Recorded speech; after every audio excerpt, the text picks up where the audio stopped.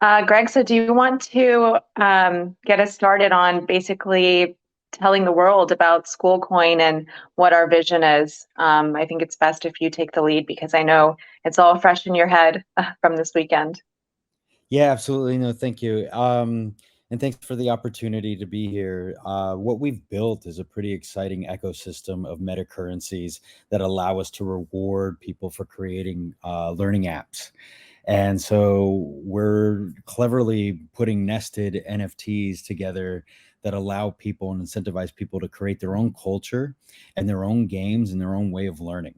So, ultimately, instead of like sub- creating a prescription that we force onto people and saying, hey, this is how you have to engage as a community, this is the best way, we're creating a system in which people can create their own culture and their own way of learning. And so this ability to tailor your own games in the local level allows our school coin to just allow that flow to move back and forth, allow that interaction to happen, and reward people for creating and earning and learning within our ecosystem. And it also is focused on creating this avenue of creators and builders of games and apps. So it's a good mixture of value flow and reputation flow. So where we're at this point is funding now this new coin that allows us to create builders, designers, and aggregators within a school going community. So coder is obviously somebody that can work within code. A designer is somebody who can stack coding functions to create clever games and apps. And then an aggregator is somebody within the community that can do sense making amongst cultures, right? So you can now have a class of people that are saying, all right, if I'm building a reputation value in one network, how do I make that or translate into another network? So if I learn a certain skill in, say, prerequisite math, that reputation then translates over into another level of math, right? So you have to complete one to get into the next. So so that's basically SchoolCoin. We feel like it's an absorbent structure that allows us to be flexible and will always be relevant because we're allowing communities to create their own learning cultures. And another point that's really interesting and amazing about SchoolCoin is that we are backed by hard assets. So we are one of the only tokens in the world. We're actually securing a deal down in Panama and Colombia right now. We'll be backed by gold and silver. And then with our mining, we also have our own crypto mining arm, one of the largest oil and gas companies in the world. They will handle all of our Bitcoin mining. So we are one of the very few tokens that is backed by hard assets. And I think that's just something that the crypto community needs to look into because there are so many new projects that are coming into play, but there's no backing. So I think that we need to really have utility in the crypto space because we don't want to see another Luna and then, kids just losing all of their money. And another thing about SchoolCoin is that, I'm going to take the US as an example. 80% of the US population is at or below the poverty line. So kids are already at a disadvantage. So if we have this new technology, why aren't we using it for these children so they can benefit from it? So that's why, that was my thinking behind SchoolCoin is that I want to give every child the advantage to have hot lunches, to have private tutors, to have access to higher education. And this token can be used throughout the world. And you can even use it like in India and Pakistan, for example. The token can be utilized in the village schools. We can have the village head award the token to the students. And then like Pakistan, for example, we have Root School, Beacon House, etc. And now these kids can go and attend actual schooling rather than having to just go to like a village head and have, a group of 30 kids just, learning whatever they can in their villages. We want to send them into the cities. We want these kids that don't have, right now they don't have the access, and we want to provide access. And I think it's really important for the developing world. No, those are two really good points of On one level, we need to inoculate the economies we create from the fluctuations of the speculative market. And this is where, when everybody says, oh, wait till NFTs start evolving, right? And the first generation of NFTs were kind of this obvious, oh, profile pics and blah, blah, blah, some artists that are looking to kind of elevate themselves could use the medium. But now, as we're getting further into our understanding, the tools and the capabilities are increasing, more people are having access and understanding. Now we can create apps that allow us to just create engagement rather than it being almost a fetish on the tech, where you have to understand a lot about the code in the background to have faith in the system. Now what we're building with this type of system is something that can be blind to it, and people just engage, right? They're going to learn, they're going to put their curriculums into these programs and then start earning for doing certain things. So that gets into another level too, of allowing people access, or easy access, to value creation. So if you think, I heard a story of some guy who was an Uber driver, and he had some big Wall Street driver in the back, and as the guy is cutting deals on the call, gets out and he goes, hey man, in that call I just made $900,000, in that little Uber ride. And it's like, so it's not like this idea that you have to work hard, or it's hard work that earns money. It's not really, it's easy access. That guy obviously had access to an education and a network that allowed him to make $900,000 in an Uber ride, right? So how do we expand or offer that easy access to value generation and creation and harvesting to everybody? And this is a system that does that. And like I said, it's not this is how you engage, but this is a bunch of tools that allow you to create your own engagement. Exactly. That's what's exciting. I was talking to so Aurora AI, they're our AI partner. So we were talking about how we would do various calls over Zoom for these kids.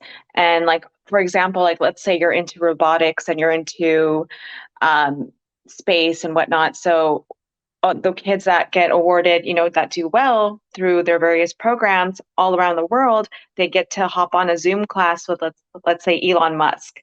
Like how crazy is that you get access to somebody, to like, the billionaires of the world, or the people that you really want to engage with.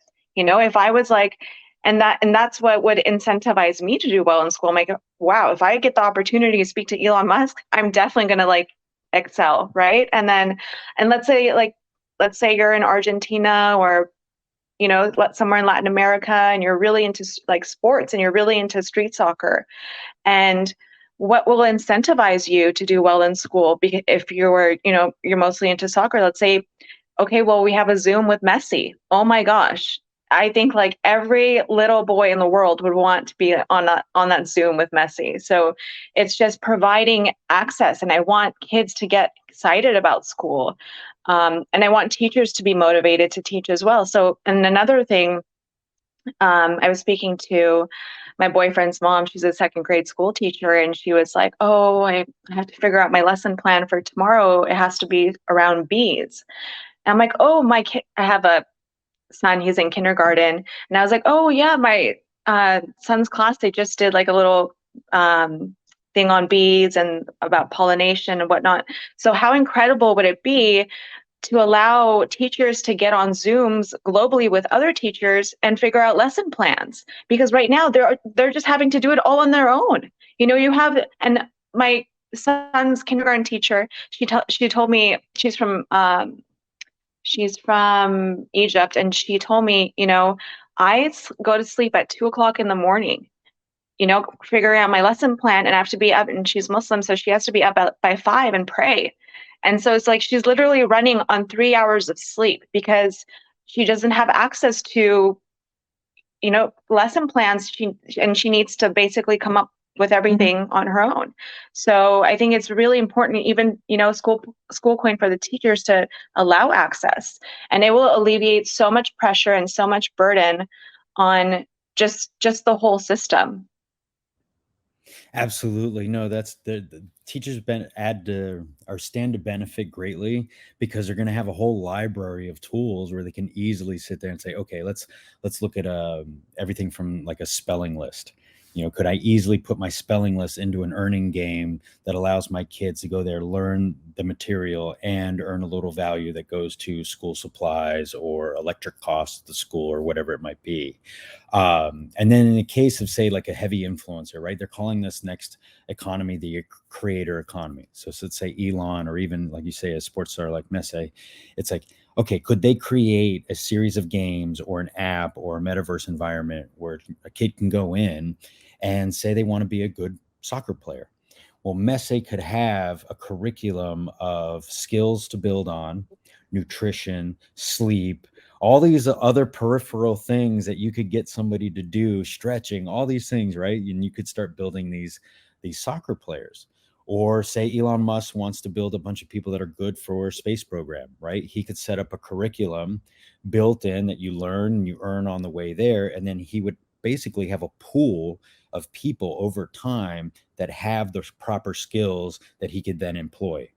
And so as you go through your Elon curriculum and you're earning the tokens and stuff, almost like a Boy Scout badge, or like, you're going up and you're earning, and then boom, by the time you get to the highest level, people in that organization will know exactly kind of like where you're coming from, what preparation you did, So I kind of see this is how, fan bases and celebrities can, use their influence for good and allow their, just get really prescriptive with it, right? If you want to teach something, you want to teach school kids something, we have the medium in which you can build it and kids can make money doing it. This is how you're going to interact with your fan bases if you're a sports star or a celebrity. Yeah, it's really exciting. So I'm really glad that we're giving access to these children, the teachers, and just everything in general. And then I wanted to basically touch on basic DAOing, the actual DAO system, and then also the NFTs for celebrities and athletes and artists. So what's going on right now in the world, I don't know if you know, but like Justin Timberlake, he just had to sell his collection he had to do his own deal and sell his collection for $100 million. He needed the funds. And like Bruno Mars, he's trying to get a loan on his music collection. So these artists are being taken advantage of by their sports, by their agents, by let's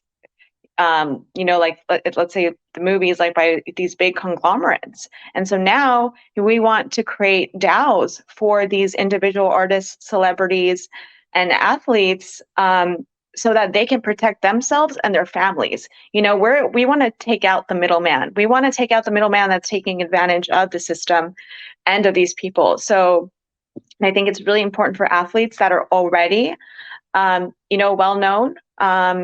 And it's also important for athletes that are starting out. We want to start these kids out from a young age and protect them as they grow. It's kind of like building a trust or building, a company, but you're being protected every step of the way.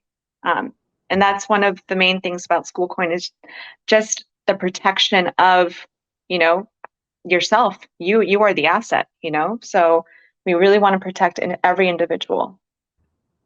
You're right. And this layering of different tokens, coins, NFTs.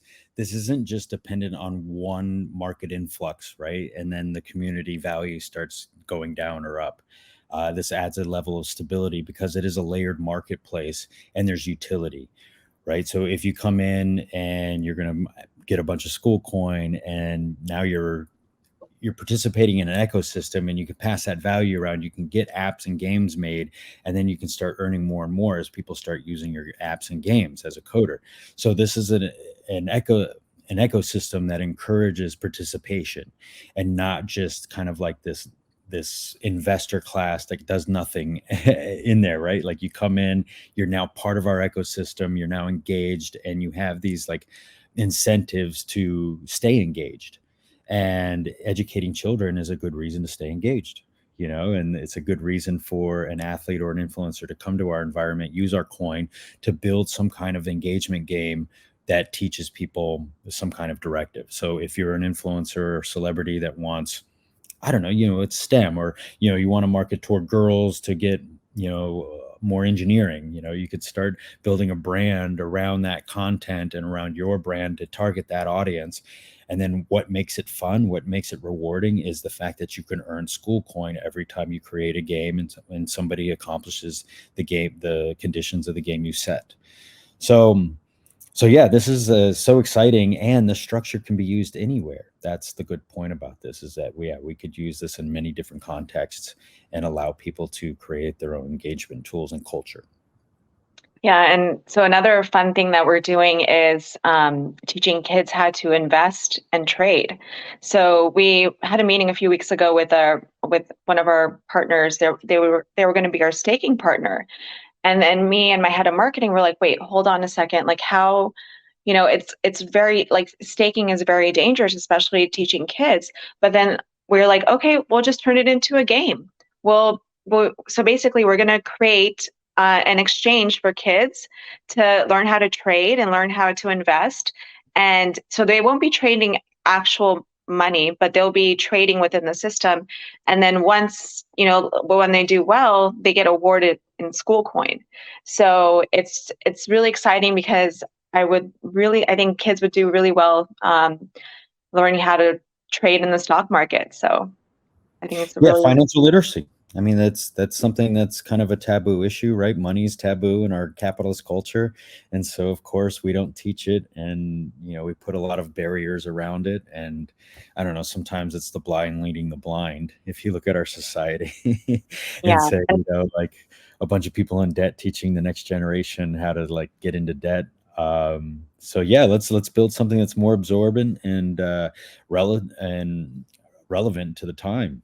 Now, some of the pitfalls, and I think the last conversation was touching on some of this, is like, blockchain is just more capitalism. So at some point, there are some exploitative choke points. And I think now Schoolcoin is a representation of a next generation system that addresses some of the vulnerabilities of these centralized, faux decentralized, like, I don't know. The marketplace is going through a crazy shift, and we're getting to redefine it. And so I feel like each generation of tools that we're building is coming out stronger than the last. And thus is the arms race of crypto economics. Yes, we're still in the wild, wild west, but this is an exciting time to build. You know, everyone always comes in during the end of the bull run. You get all these people just excited about crypto, and then the market crashes. And I honestly, I like the bear market, because that's when the real people come out, and then we're like, okay, now let's build. It's like it gives us time. Now it's like it gives us time to build and really think about our project and how we want to excel, because during the bull market, it is just like, everybody just swarms in, and it's like all haphazard, and there's just so much chaos. And then finally, when the market kind of stabilizes, and you're like, okay, all right, guys, let's get to work now. So No, it's a great I'm filter. You're right. It's a big indicator. I'm seeing the people close to me. It's down, and I've got some buddies that are like doing the "I told you," NFTs, blah blah blah blah, and I'm just like, oh, you're identifying yourself as not understanding that this is a requirement for extreme wealth building. If it was a completely upward market, which is fantasy, Mhm. you wouldn't be able to make money. Now we can use our education, everything we learned in the past 2-3 years. And now that the market's really low, now we stand to build, make, engage, create relationships, create value, and then harvest that value in these tokens. And yeah, thank Yeah. goodness there's a bear market right now, because now we get to make these moves, and extreme wealth will be around the corner. Yeah. And another important thing I think about crypto is, like, you have to look at, it's such a young industry that you have to look at this for the long term. Like, we're still so early in this space.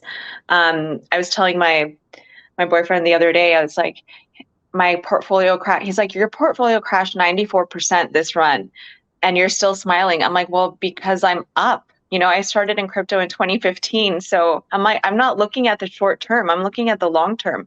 I'm like, if this is what a 94% crash looks like in crypto, wow. Like, I'm excited because I don't know the next 4 years, like, yeah. So you have to look at, I really think that when you're investing, and that's another thing that I want to speak about. When you're investing in crypto, don't look at it like you're going to get rich quick tomorrow. Really go and look at the projects and read about them. Read the white paper. See if this project has real utility. Don't just go and invest because everybody's talking about it or because it's being marketed in such a way. Like, you really have to look at the longevity of the project, and you have to look at where is the value? Is there real utility behind it? Those are the projects that you want to be in, and then like with Schoolcoin, I'm like, what happens if my project fails? I still want my investors to be happy. So that's why we have, our crypto mining arm. So we're going to be mining, millions of dollars of Bitcoin every month. And then we've secured space in the metaverse that will add value with our metaverse partners. And then we're backed by hard assets. What other token can say that they're backed by gold and silver and they have vaults like in different countries?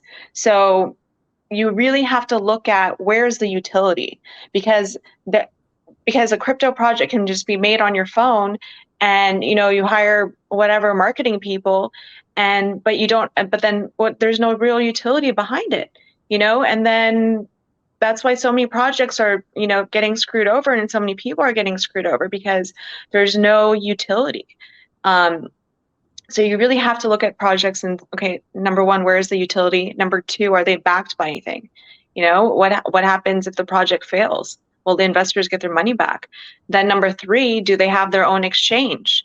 That's another big thing. So with Schoolcoin, we will have our own exchange, because what if one of these other exchanges, like, we don't want another Mt. Gox situation? What if they crash and I call the person who ran the exchange and he's like, well, I'm sorry, Natasha, there's nothing I can do.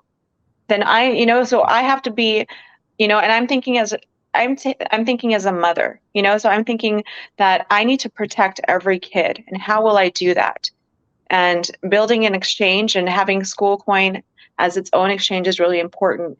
And then if we do offer the tokens on other exchanges, we need to make sure that those partnerships are secure and intact, and we have, and then we have assets that are backing it. So I think No, those you're are, right. In you're talking, like, you're reminding me of I've built a couple green energy grids or renewable energy grids, and all these government projects take one technology and then they try to put it in this extreme case, and then when it fails, they go, "Oh, look, I guess this didn't work." And you're like, "Alone? Why didn't yeah, anybody think about doing solar and bio and like build some yeah, redundancy and redefine the grid in a decentralized way?" Blah blah blah. In the same way with this, like, instead of completely dictating the way, this is more of a layered approach where you're coming in with assets, NFTs, other DeFi platforms that can come in, metaverses, and you are inoculating the small communities that you're creating from a lot of the volatility. We talk about community building, but maybe we should say resilient community building, right? We need to build communities that can handle change. And even if we create when I first met Natasha and she told me about this project, of course, first thing you start doing is Googling other coins out there and what are they doing. And one of the problems I saw was every kind of learning coin was just teaching FinTech, crypto, and they had this kind of rigid structure that was telling people, here's my app and this is how you do it. Vice, we've created an ecosystem that says, here's the framework of building things, and we're always going to be fresh and tailored and new and relevant because we're incentivizing people to build. And I think that's one of those, when you ask people, like, do your research, say, hey, are they dictating the game, or are they creating game builders that are allowing the game to evolve? And that evolution in your system is a indicator of a successful system, right? My system isn't rigid and going to be dead and broken and irrelevant in 6 months because things are going to change. No, mine's always going to be a relevant system because it's built to change. yeah, that's exciting. So I'm glad that we're really like, I'm glad I built, or this team that came together with you and with Denise Holt, who's our head of marketing and branding. We actually have Bernie Rice. He was one of the first people at IBM and helped restructure IBM in the early days. He's one of our senior advisors. We have Winston Churchill's grandson, who is head of the Libertarian Party, Paco Churchill. He's one of our senior advisors as well. Then we have Bola Adiko, who is head of procurement at Goldman Sachs, and most recently head of the Nigerian Stock Exchange as one of our senior advisors. And so I think we have an amazing team that's very dedicated and loyal, and we're really excited to build this and bring it out to the world. Absolutely. And I've normally, when you deal in a subject with children, it's always touchy because, children are vulnerable. And, I've seen well-intended people go really sideways in projects involving children, but this seems like one where you can really benefit a lot of children without that vulnerability of like the exploitation that comes with working on projects that involve children. So, hats off to TCG World, which is our metaverse partner that's creating a kid-friendly metaverse. It's brilliant. When you introduced me to them, I was like, yes, that's the way to go.